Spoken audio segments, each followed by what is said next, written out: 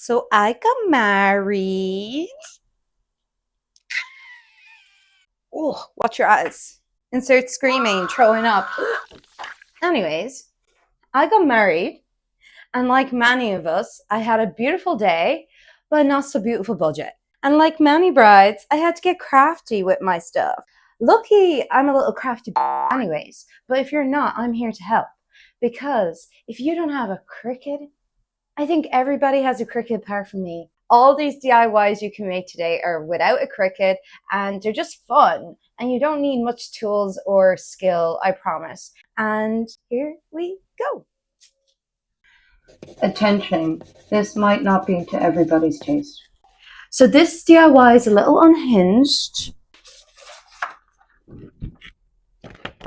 So this is me at age like 5.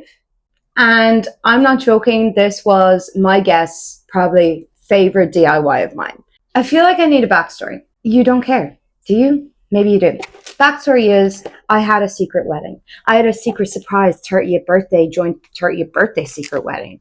I think this is so fun if you're having a photo booth area, even if you're not and just have Polaroids on the side, disposable cameras. Our guests were using these on the dance floor the whole night. They were probably doing stuff, yeah. I won't talk about what they were doing by the end of the night, but the heads were up to all sorts. My mom still has them because she thinks they're hilarious. Super simple. I'm just gluing this onto some poster board. Simple glue. Now, all we have to do is cut this out. It's actually so easy to cut out.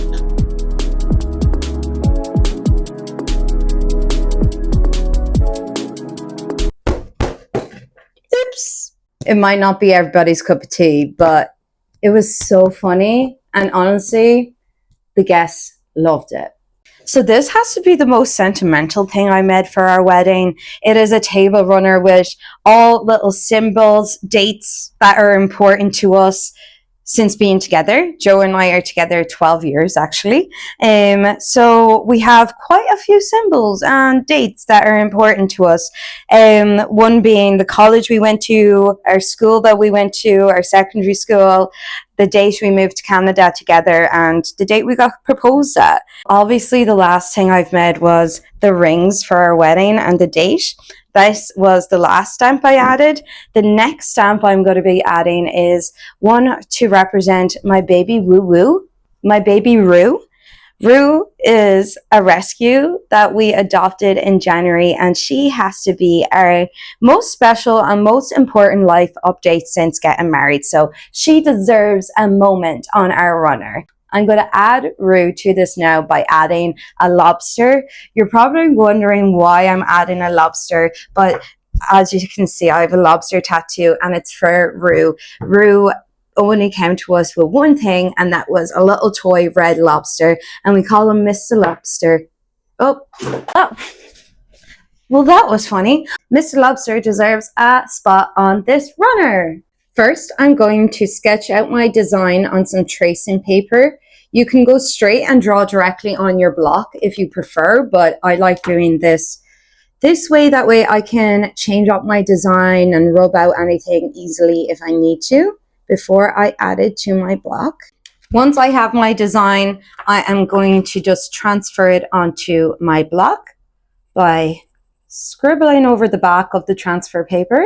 Now I'm going to cut out my block with my speedball tool. You can buy this kit on Amazon. It comes with a stamp, the tool, and some ink. For you to get started, it's quite inexpensive and it's really, really fun DIY to try, and you can keep on adding to the runner. So cute for the sentimental girlies. Once I have the image transferred onto the lino block, I then dig out the negative space, leaving just the pencil marks of the image onto the lino block, and that will be our stamp. Now, the only thing you always need to be careful of is never do this. You're never doing this. You're never facing this towards you or your hand. You're always doing that way. Please. There is hard lino blocks. Make sure to get the soft one. It's pink. And if you really, really don't have the money for this, and you're like, and I don't, then you can actually use real rubber, like erasers. If you have a big eraser, do you know them big, huge ones you can get? If you find one of those and it's cheaper than this, by all means, use that instead, babes. Here's my lobster. I use this to roll my paint on. Is this a roll-in tray? Got a secret, can you keep it? Okay, let's test it out on a piece of paper.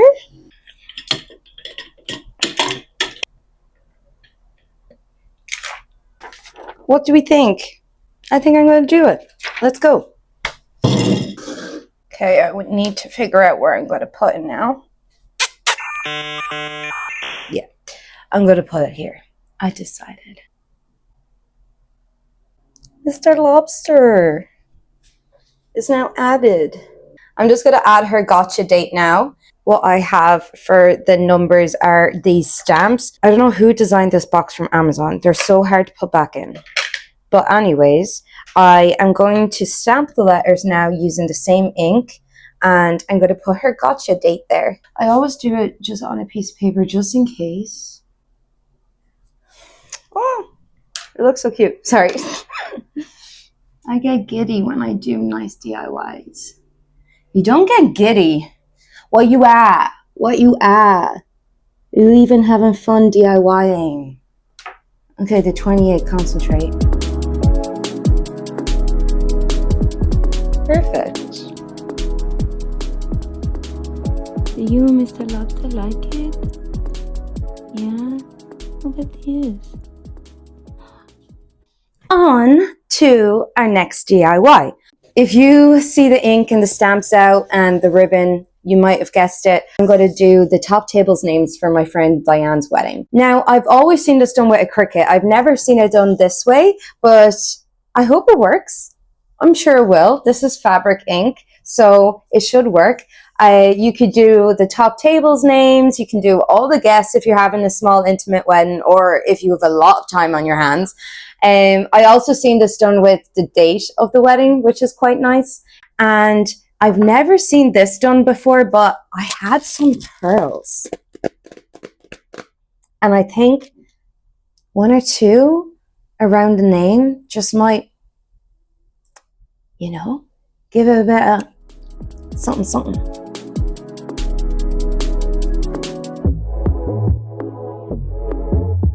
So this is a super easy, oh, it's upside down. So this is a super easy DIY. I'm going to add some pearls to it now and just kind of jazz it up a bit. I'm just using some nail glue because I had it on hand and I know this will just stick these on easily because you can use these pearls for fake nails too. And because the glue is clear, it doesn't really make that much of a residue.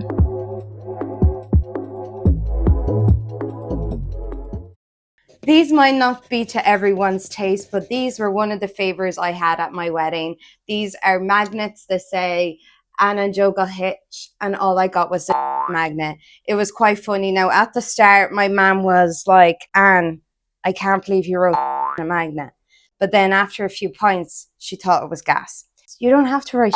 You don't have to write this. You could say Anne and Joe got married and the date and your cutesy like design of some sort, or you could do it in a fun shape like a heart.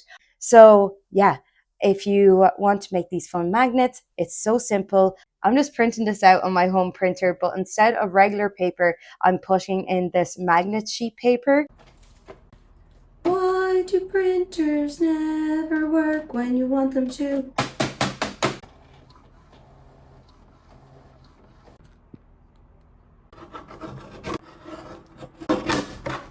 Now you can just leave it like this, or I bought this little edge cutter that rounded off the edges. I thought it just made it look more like a magnet. For our next DIY, we're going to be making stickers to go onto matchbooks. We're going to just need our household printer, or if you bring your sticker paper into your library, I'm sure they would print it out there for you, no problem. These matchbooks I got from Walmart. They are just white, simple matchbooks. And I made these little perfect matchbook favors to give to our guests. I have been to my friends' houses and seen these in bowls by their door or by their candles, and honestly, it's the little gift that keeps giving after our wedding. It's so cute. This time I'm going to be using some pink sticker paper because that's all I have.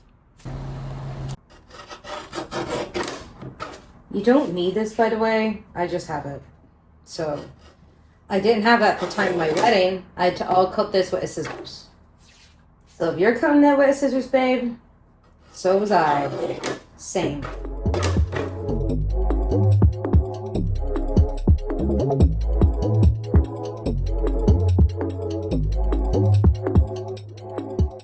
This DIY is a super easy, super fun, unconventional way for a guest book. I seen this on TikTok. Someone had it as a guest party or like a dinner party guest book, and I was like, I love that idea for my wedding. So I did this in September of last year and I framed it since. And here it is.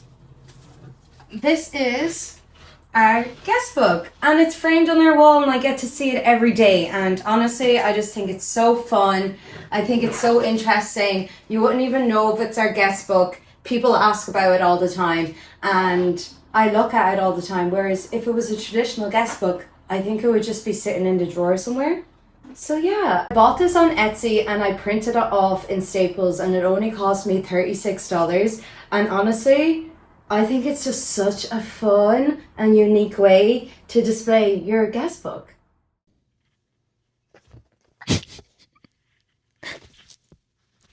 Oh!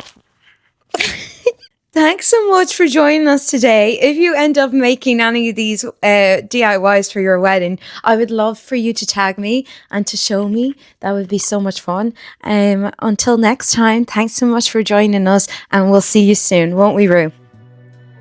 Yeah, we'll see you soon. Bye.